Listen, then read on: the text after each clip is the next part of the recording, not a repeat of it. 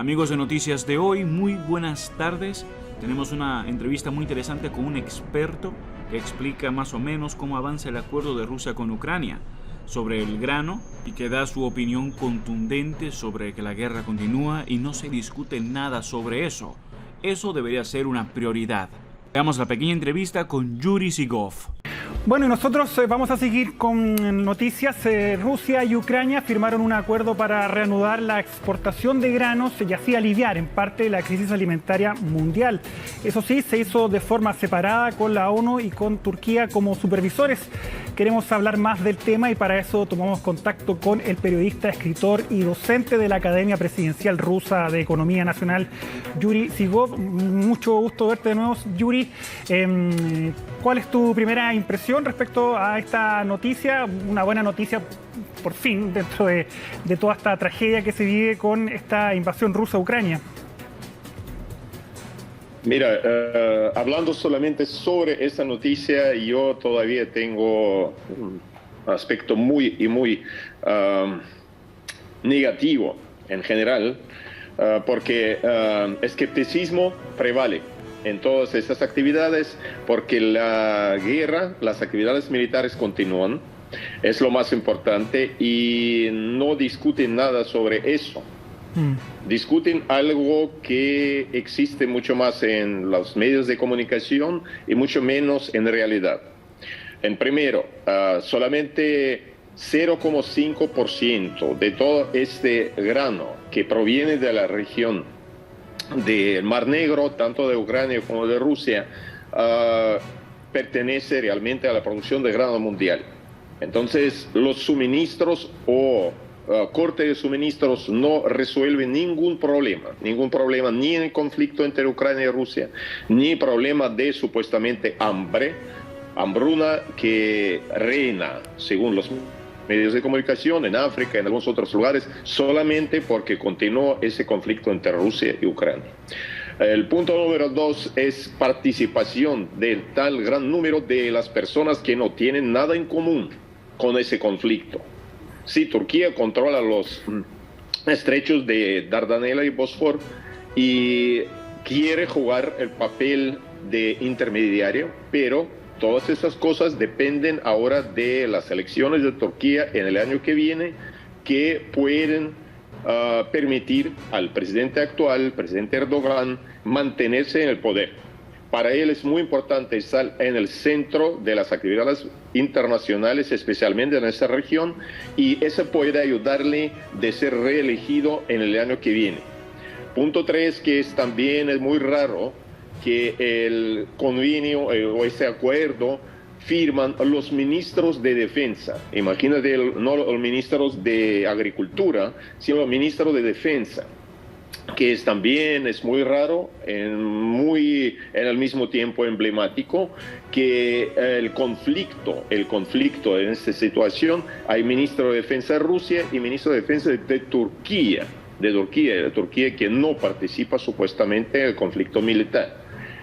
El problema principal en todo este factor también aparición de las Naciones Unidas, aparición del secretario general, que también quiere demostrar que las Naciones Unidas juegan cualquier tipo de papel en ese conflicto, a pesar que las Naciones Unidas no juegan ningún papel y no tienen ninguna capacidad de influir al desarrollo de ese conflicto o cese de ese conflicto.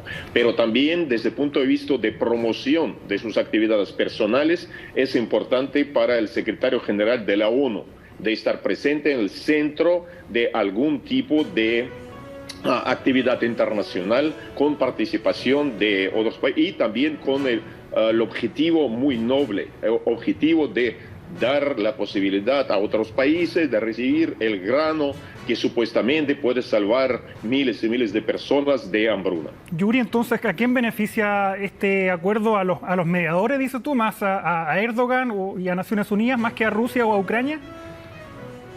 Yo pienso que, en primero, ese convenio no resuelve ningún problema ni con hambruna ni con el conflicto militar. Es el convenio que mucho más es un tipo de promoción personal y promoción tanto de los países como los líderes de los países.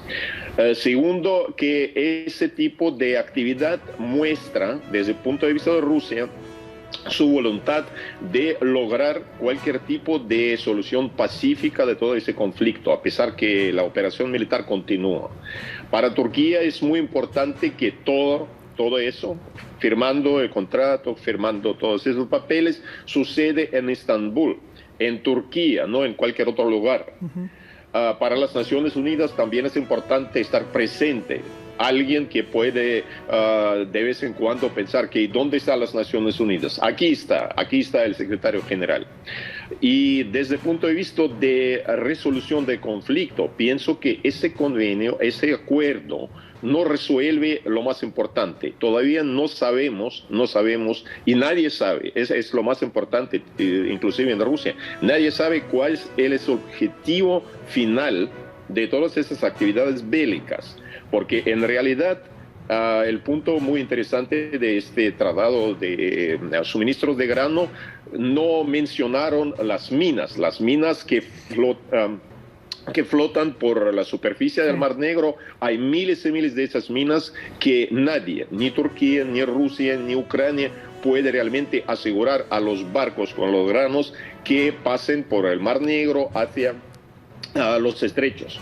Y nadie mencionaba ese factor, a pesar que 2 o 3 especialistas militares que antes trabajaron en la Marina de Guerra de la Unión Soviética y sirvieron en los puertos de Odessa y en algunos otros lugares, dicen que ahora hay miles y miles de esas minas que flotan por la superficie del Mar Negro, y en caso de mar tranquilo, más o menos, se puede localizar estas minas sobre la superficie.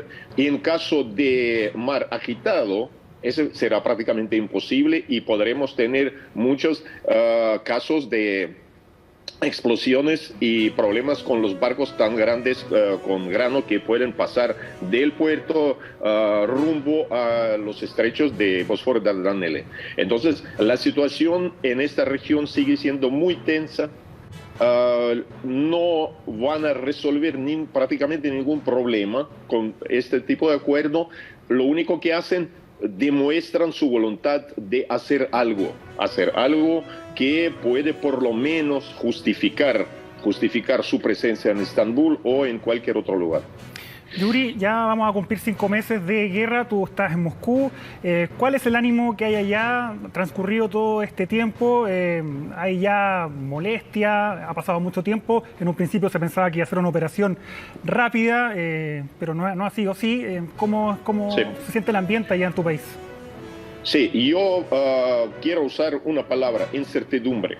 Incertidumbre de todos los aspectos. La gente en general en Rusia todavía no puede entender cuál es el objetivo final de esa campaña. La gente no entiende por qué la guerra continúa en tan manera muy, muy inusual, cuando los cohetes inteligentes que posee el ejército ruso destruyen, por ejemplo, los lugares donde se encuentran los generales o oficiales ucranianos en las regiones del Golfo y cualquier otro lugar, pero todavía ningún puente por los cuales vienen los armamentos desde Polonia, los armamentos norteamericanos, ningún puente fue destruido durante esos 5 meses. ¿Por qué compañero Zelensky todavía está vivo? Todos los diputados del Parlamento de Ucrania están vivos, a pesar que cada uno sabe dónde están, y con esos cohetes supuestamente inteligentes se puede resolver todos los problemas. Punto también muy importante, que muchos piensan ahora que el presidente ruso espera llegada de otoño, que él espera que Europa, con todas sus sanciones, con todos sus suministros de armamentos, va a cambiar su posición cuando Rusia va a cesar a suministrar gas natural y petróleo hacia, digamos, comienzos de octubre, porque en este caso Europa va a sentir las consecuencias de ruptura de esos suministros de energía, y en este caso los europeos, como esperan, yo pienso que en Kremlin, esperan que los europeos van a cambiar su posición y van a cambiar su actitud hacia las sanciones que ahora funcionan contra Rusia. Sí, Yuri, y sigue siendo férreo el control de propaganda ya en tu país. Todavía está muy estricto, por ejemplo, hablar de guerra o de otras definiciones que incomodan al Kremlin. ¿Sigue siendo estricto el control en ese punto? Mira, yo pasé 3 o 4 campañas de ese tipo en los Estados Unidos, cuando comenzó la guerra en Kuwait, cuando comenzó la guerra en Irak, después comenzó la guerra en Afganistán, y es normal. A mí me parece que el gobierno controla la situación en los medios de comunicación desde el punto de vista de suministro de esa información a su propia población. El problema ahora es que todos los recursos de medios de comunicación que critican las actividades del gobierno han sido completamente cortados. Por ejemplo, el mismo Facebook y muchas otras cosas que no funcionan ahora en Rusia. Lo más importante que la gente en primero reaccionaba de la manera muy activa, pensando que nos cortan el acceso a los medios de comunicación independientes y todo. Ahora nadie dice nada sobre eso, y han acostumbrado a la gente, de tener solamente la posición oficial, y lo único que la gente le interesa porque en qué forma el gobierno ruso quiere continuar esa campaña y hasta qué fecha. Porque ahora las fechas continúan. Por ejemplo, si alguien prestaba atención a ese factor, cuando comenzó la campaña militar, el día 24 de febrero, han sido introducido el cese de vuelos a 10 ciudades de Rusia en el sur de Rusia por solamente 5 días. Que eso significaba que el gobierno pensaba que en 5 días van a reanudar los vuelos.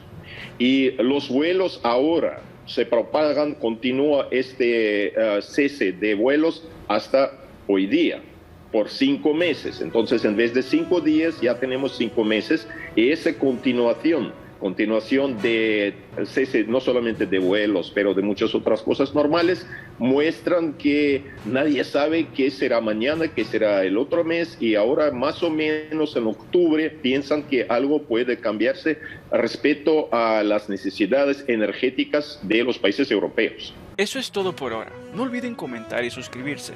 Hasta el próximo video.